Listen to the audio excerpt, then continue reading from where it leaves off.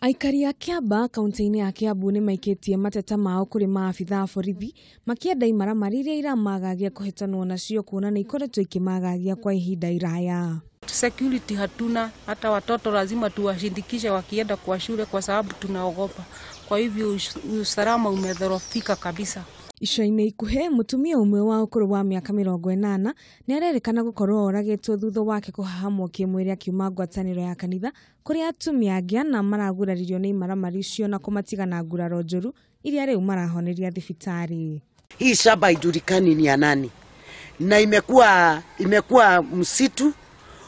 Kwa hivyo watenda vitendo wakisikia watu wanakuja, kwa sababu tunasikia kuna watu walikuwa wanapita tu wakienda manyumbani wanatorokea na huku. Tungeomba aweze kukuja na kutengeneza hili shamba. Riu aikari a gicigo giki marekwira kwa hoteka imaramari icio ire na muoroto wa kunyarira andu kuona matiraku wa kindu kana mbeca thutha wao kumatharikira.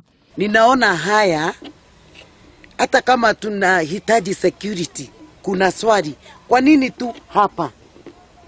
Na kwa nini hawa mama hawakuangi na vitu ati pesa ama nini? Anagongwa tu na anauawa hivyo. Handu-ini ha Kameme TV, Wangui wa Ndirangu.